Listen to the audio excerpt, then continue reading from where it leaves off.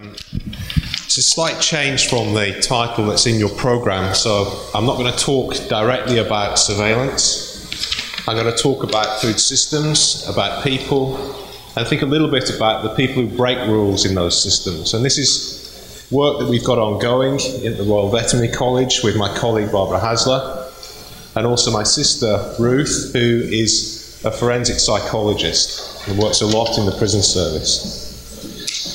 This is work that has involved many, many people, both in RVC, in the Food and Agriculture Organisation, which is where I worked prior to going to RVC, and various colleges within the University of London.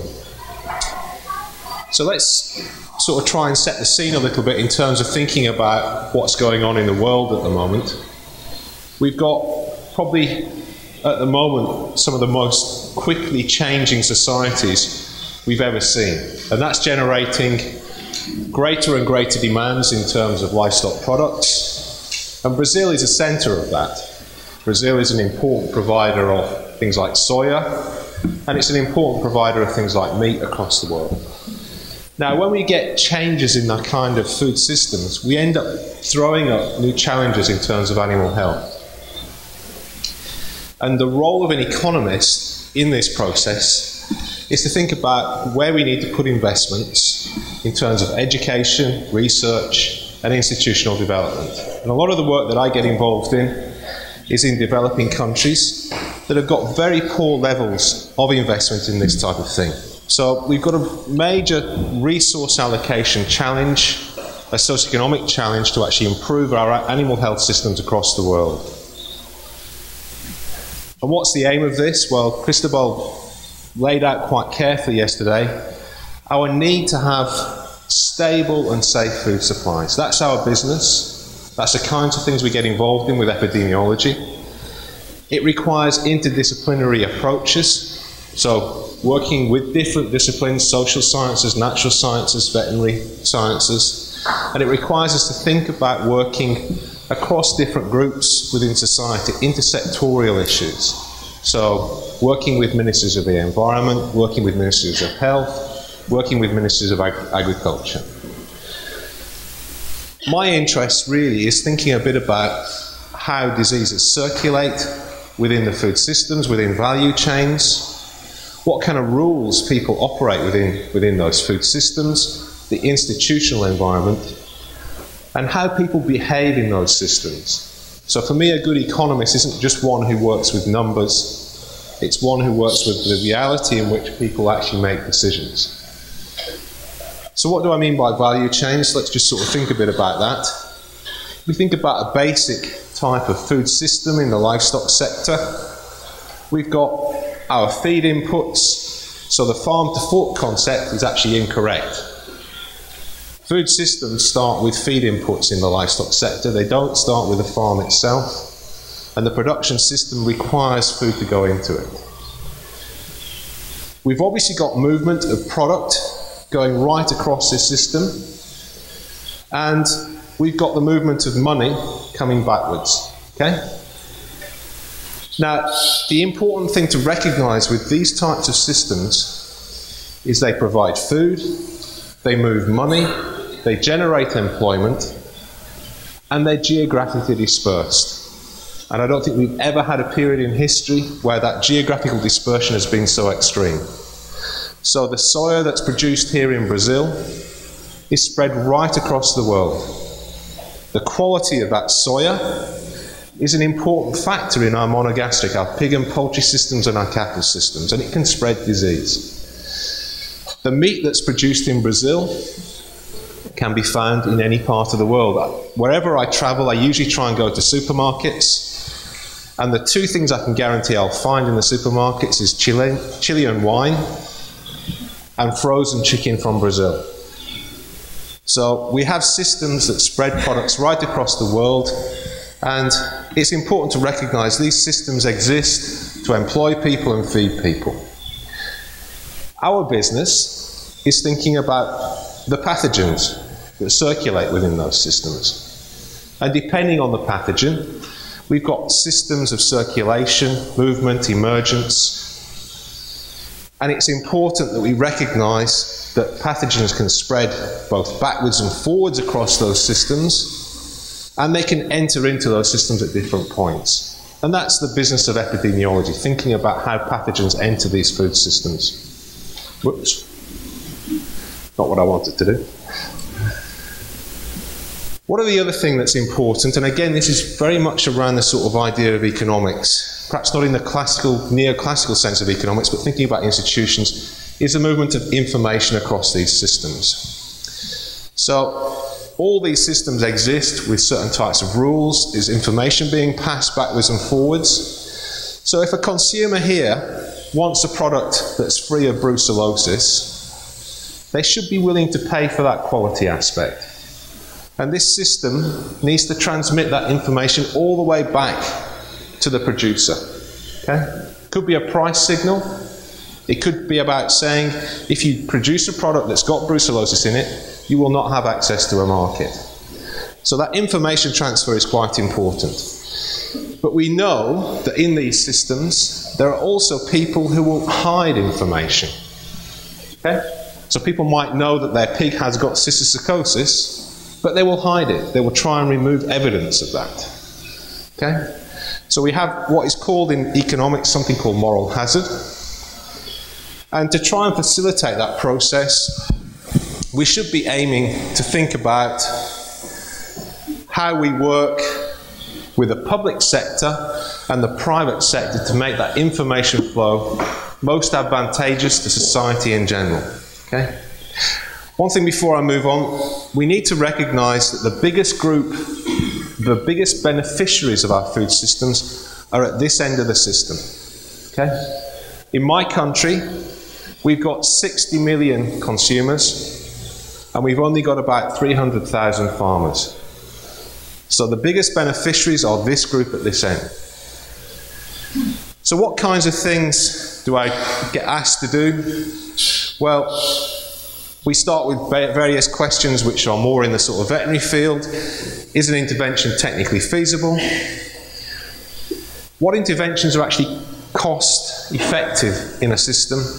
Is an intervention socially acceptable? And quite often as an economist, the vets will only call me in at this point here. They'll make their decision about strategy, and then they'll expect an economist to say, yes, that's good, tell me how much it's worth, and then we'll move forward.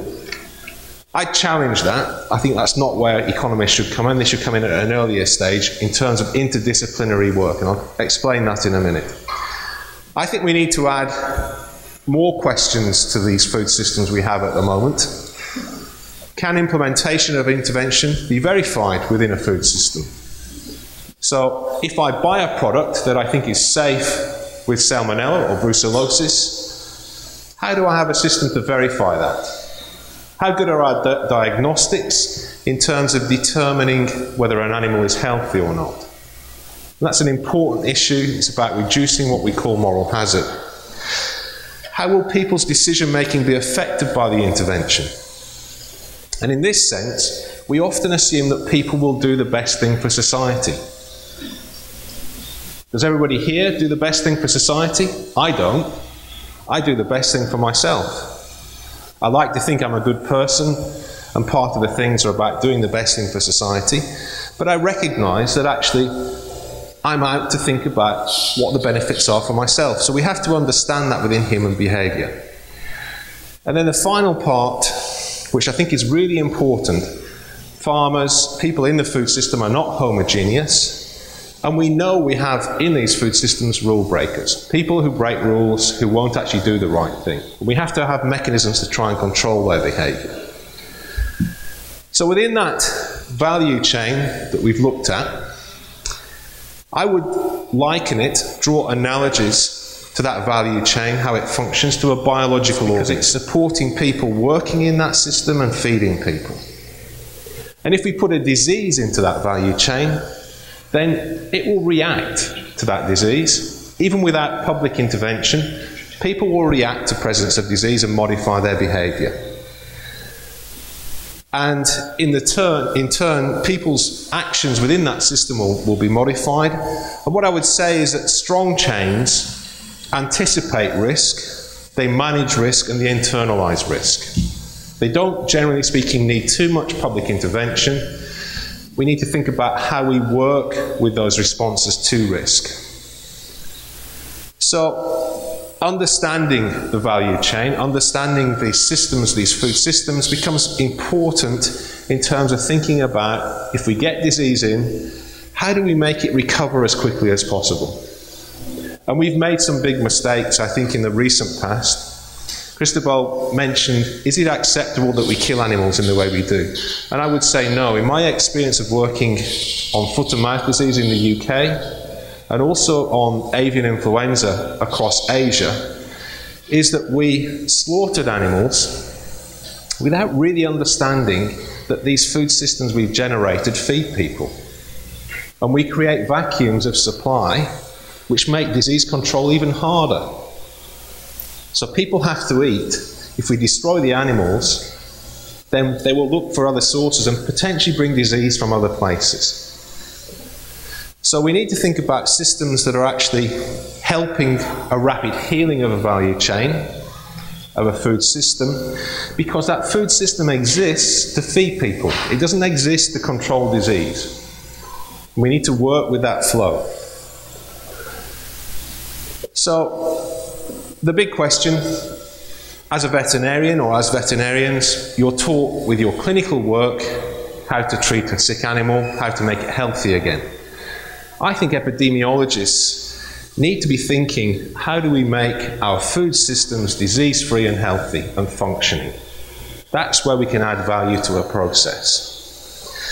And we need to think about the benefits of the people who work in those food systems, how they generate income in those chains, who eats the food that comes out of them, and what kind of qualities are they demanding. Food safety is a quality aspect within food. So if we accept that people in that process become important in terms of managing food systems, then we've got various things we need to do as an economist. The list is fairly obvious in terms of thinking about disease impact, so lost income.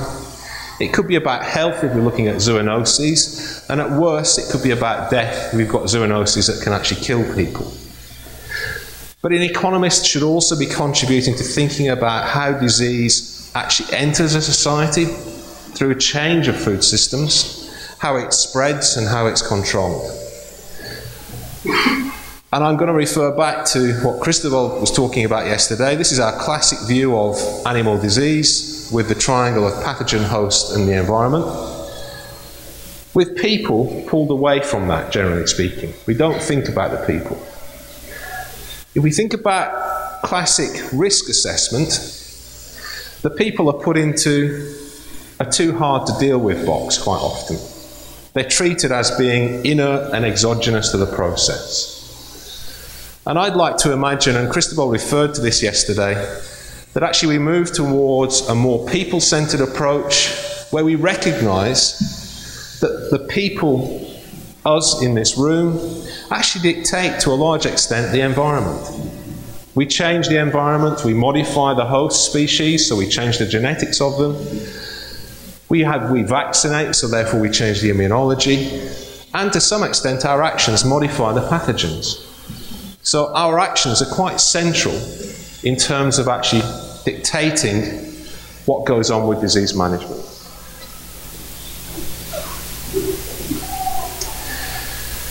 So if we think that we've got a people-centered approach, and that's what I would like to promote here, it's really critical we understand people's behaviour.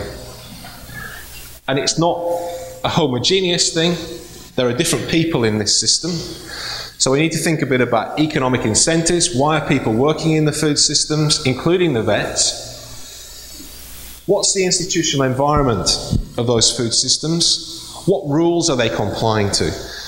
There are official rules, informal rules, and there's also enforcement. So some countries have the best legal rules in the world, but nobody enforces them, so they're actually not very useful. And we've got social and cultural and psychological factors within these food systems. So trying to break this down, and this is something that Ruth developed, my sister, who's a psychologist. She works with prisoners in the UK. And she's broken it down into different things. Individual factors, your age, your gender, your sex, your weight, your ethnicity, your physical characteristics. So I take myself, I know I'm very big, and people find that very challenging.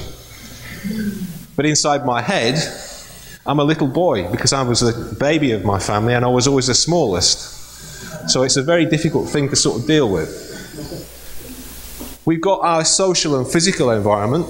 We've got things like family, networks, cultural practices which are critical. Why do we do things? Well, we were told to do them by our parents, and their parents told them to do things. Economic drivers, official rule structures.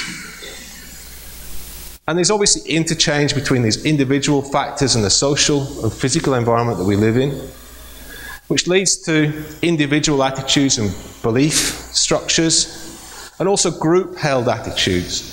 So we as a group here share a vision about epidemiology and what value it has to society. So we have group attitudes here. And it leads to a series of risk behaviours around disease, around the spread of disease or the entrance of disease. Now, some of these risk behaviours can actually be motivated by economics, by having very strong rewards, breaking rules, and therefore gaining something financially from that process. I think we can all give examples of different disease control programs that have failed because of the actions of a few people who've gained a lot from actually breaking rules. It certainly happened in the UK during FMD, and also with TB control at the moment. But then we've also got a group of people who might break rules through ignorance. Okay? They've always done something, so they'll always do it again, even though it makes no sense in terms of controlling the biological aspects of disease. I want to go through an example where we looked at bird flu management, avian influenza management in Laos, which is in Southeast Asia, and China, where we tried to apply some of these concepts. Not putting great numbers on this, but just trying to understand the linkages across quite big areas of bird populations and therefore the potential spread of pathogens across those systems. Apologies for this map, this is my GIS skills. So we have here Thailand, the 4th biggest exporter of poultry products in the world. We have Laos and China. So Laos is a very poor country. If you imagine an equivalent in this region, it's probably Bolivia. Okay? In between basically two superpowers in that region. Okay? China with a massive human population, the biggest duck population in the world, probably one of the biggest poultry populations in the world. Trapped between China and Thailand is this little country, Laos. And basically, Laos still has to feed its population, even though it's quite small. And what does it do? Well, it actually relies on a lot of inputs that come in from China. So, egg trays, the feed mills produce the feed coming from China, and the genetic stock to produce day-old chicks coming from China. We have here, we identified a layer unit, a group of birds producing eggs for the local market. And we have the capital city, Vientiane, which demands eggs on a regular basis. So we've got the movement of product going into this layer unit, going into a local market, and some of the eggs coming out in egg trays down into that market there. And we've also got a linkage here from Thailand. So some eggs are coming in from Thailand with egg trays. So we can see that actually there's a linkage between China, with a relatively unknown status in terms of avian influenza, and Thailand, a country that has spent millions of dollars to control avian influenza and has a very important export market. What does that look like? Well, these are data we took in terms of tracking that movement. So this is Vientiane, and this is Luang Namtar, which is where the layer unit was. And this gives some impression of the difficulty of the journey of moving eggs from this point all the way down to Vientiane. This is the height difference on that journey and the road difference. I don't think we use enough of these kinds of data. This is a fairly straightforward thing to do. The kinds of maps you're doing with the social network analysis rarely recognizes the routes that people take. And that's actually quite an important aspect. If you think about putting on the economics of transport systems and the difficulty of connecting people, that's quite an important thing we can do. And it's something we can do very quickly. What about the belief systems? I've made reference to that before. Well, we've got a group of people in China with a certain cultural knowledge, and that layer unit here was run by a Chinese immigrant. So they've got a natural connection with China in terms of bringing things in. They won't source it from Thailand because they're friends and their knowledge is from China. We've got the local market, again with some kind of belief system. And the people moving eggs across this system are bus drivers. They're not transport trucks, they're bus drivers putting them onto that place, going into Vientiane market. And across all these systems, we've got slightly different rules in terms of what people do. These Chinese people, generally speaking, can't speak Lao. So they won't actually connect with the local rule structures or the official structures, and the ability to actually manage and control them is actually not that easy. The people, well, we've got an input supplier in China. We've got a border crossing. We get to the border crossing and they'll take a path around it. So they ignore it. Again, similar to what Cristobal was explaining yesterday. We've got the people in the layer unit itself, the man who actually owns the birds and produces the eggs. We've got his daughter, who's actually selling those eggs into the local market. The bus drivers taking them across here, and the people actually selling eggs in the Vientiane market. So a lot of people involved in this process. And one thing I think we forget when we start doing risk analysis is that we stop putting faces onto the pathways. All these pathways involve people, and if we're going to have real-time disease management, we need to know who these people are. We need to know which people we need to go and speak to, talk to actually understand what they're doing, why they're doing it, and how we might help them. And let's not forget the motley crew of data collection people. Okay? So, the importance of people and behavior in this system, well, we need to understand what people are actually doing. Some of their incentives will be economic, but not all of it is economic. Some of it is cultural. We need a better understanding of the rules that people work towards. The informal rules, the cultural rules, the formal rule structures. And we mustn't forget that those rule structures need to be backed up with enforcement. The most effective systems, I think, of managing disease are based around strong private standards. Why is that? Because private standards can deny access to markets. They can set prices about quality of food, and they can stop people doing things very, very quickly. If we rely only on public regulation and enforcement, we're usually at least 3 or 4 years behind the game, because we don't really know what's going on in the food systems. So that's my thoughts on contagious disease.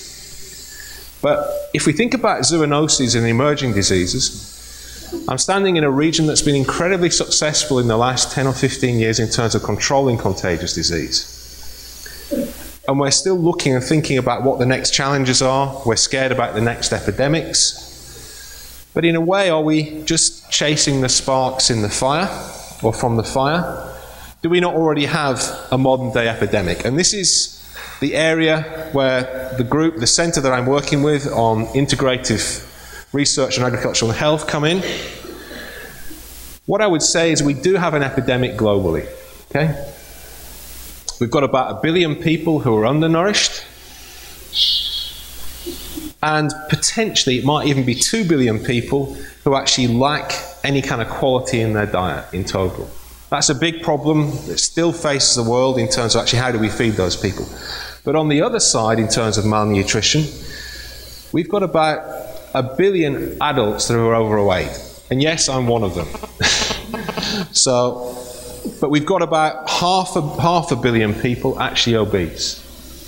And this is probably one of our biggest challenges in the next time period. It's not necessarily contagious disease, it's the non-communicable diseases that arise from this type of malnutrition.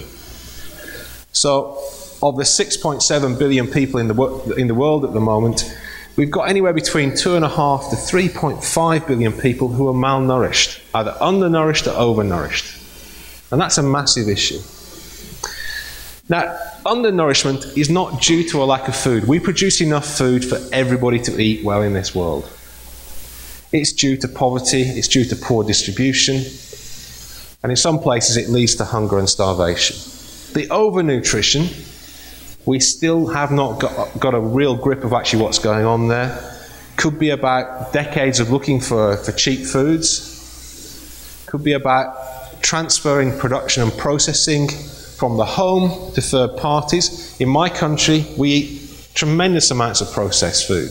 We've got a terrible food cuisine in the UK. Everybody knows that, everybody jokes about it, including myself, but it's true, we eat a lot of processed food. Are there correlations between processed food and obesity? I was in a meeting last week which suggests that portion size is actually critical. Okay? If you give people a plate of food that's big, they'll eat it. We're all programmed to think we mustn't leave anything on the plate. So, moving on from that, how do we actually sort of handle that kind of complexity? We've got things around contagious disease, we've got food systems generating problems with non-communicable diseases. Well, I break it down into 4 different components. We've got environmental impacts. So, our food systems create problems on the environment. Some of it's about habitat destruction, and some of it's about wildlife disease. We've got infectious disease, again coming out of these food systems, which creates production losses and animal healthcare costs. And we've got some infectious disease that goes through the food systems and leads to problems with human health. So we impact on humans in different ways. We've got potential human deaths, human disease, healthcare costs coming out of foodborne disease transmission and also from infectious diseases in our livestock across the world. The thing we're missing is thinking about what these food systems are actually doing in terms of creating malnutrition.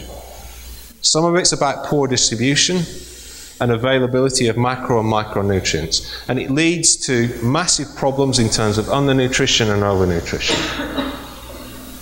And I'd like to see us moving towards systems where we think about food system problems in a wider way. So we try and estimate what is the impact, the environmental impact of our food systems. We think about the foodborne disease issues. We think about the livestock disease impacts. And we think about the nutritional impacts of our food systems at the moment. If we can get better information around these 4 points, we can see whether we're actually responding to those in an appropriate way across society. And I think these are some of the challenges we need to face and think about over the next time period. It's not just about contagious disease management, it's also about thinking about how we limit non-communicable diseases coming out of our food systems. So, it's important to recognise, however, that I think when we've got pathogens in our food systems, it is an indicator there's something wrong with those food systems. The rise of avian influenza in the poultry systems in Asia is a sign there's something wrong with what we're doing with our production systems, and we need to deal with that. It's becoming more recognised. But I think we overblow our fear with a new plague, and our responses to disease tend to be not proportionate with the disease impact, and we need to think about how we manage that. I'd say it's very important we think about human behaviour and how it impacts on the entry, maintenance and spread of pathogens. I don't think we're doing enough work in those areas, and I think linking some of the epi models that we create to human behaviour would be a useful thing. But we need to be smart about how we do this. We need to think about the heterogeneity in the populations of people who actually work in those food systems. Are they conscious or unconscious rule breakers? We need to understand the rule systems that they work to actually understand where our entry points might be. And in this process, we need to think about how we combine the natural sciences and the social sciences skills. Not try and keep them separate, but actually work together in teams. And my key messages from this really, if we're going to add greater and greater value from the epidemiology world, we need to understand the context of the food systems in which we operate, in which we work in. This is the basic environment in which the diseases circulate. We need to establish what's driving the institutional environment within those food systems and determine where that rule system is actually weak. How can we actually strengthen it? This requires thinking a bit about the economics and the social aspects of human behaviour at those weak points and linking biological investigations of pathogens where we can sort of think about biosecurity, biocontainment issues. I just want to finish with my general message nowadays is that I think we need to think about one health-orientated food systems, the wider aspects of how our food systems affect us, and that requires us focusing on people, helping people in those food systems, protecting the people who are touched by those food systems, and working with people, not just actually generating models with numbers. Okay, thanks for your time.